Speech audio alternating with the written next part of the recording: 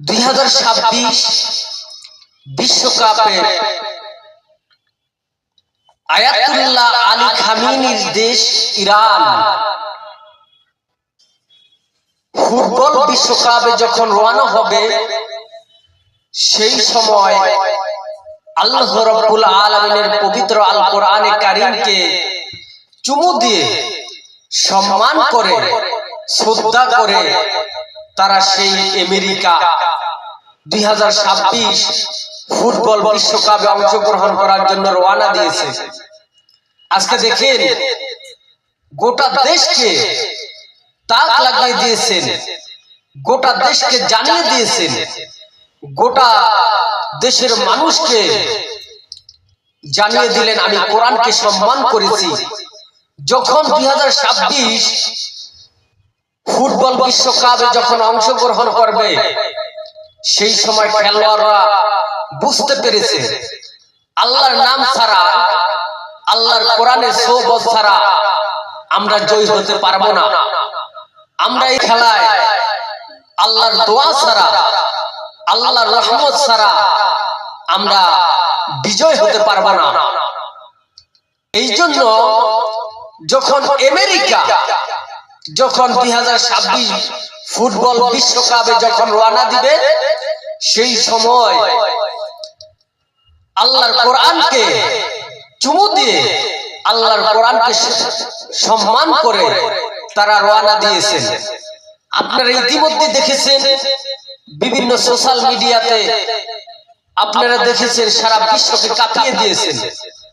আজকে দেখেন যে আমেরিকা, সেই আমেরিকা ইরান, সেই আমেরিকা আয়াতুল্লাহ আলী খামেনি দেশে ইরানের পতাকা উড়তে দেওয়া হবে না। কারণ পতাকার ভিতরে আমার আল্লাহ রাব্বুল আলামিনের নাম খোদাই করে লেখা আছে। এই জন্য তারা মনে করে আল্লাহর শক্তি নিয়ে তারা বিজয় লাভ করে আমাদের কাছ থেকে বিজয় ছিনিয়ে নিবে। এই জন্য তারা আল্লাহকে ভয় করে, আল্লাহর নামকে ভয় করে, আল্লাহকে ভয় করে, আল্লাহর নামকে ভয় করে, মনে করে এটা সবচেয়ে বড় শক্তিশালী আল্লাহর নাম। এই জন্য অবশ্যই আল্লাহর নামটি শক্তিশালী। আমার আল্লাহ রাব্বুল আলামিন ইরানকে সমস্ত বিপদ আপদ থেকে হেফাজত করবেন, ইরানের মানুষদেরকে হেফাজত করবেন। এমনকি আল্লাহ যদি চায় ইরানের দলটাকে বিজয় করে দিতে পারে। কারণ যেখানে আমার আল্লাহর নাম আছে, যেই কোরআনকে সম্মান করেছে, কোরআনের সম্মান করার কারণে আল্লাহ তাআলা হয়তোবা তাদেরকে বিজয় করে দিতে পারে।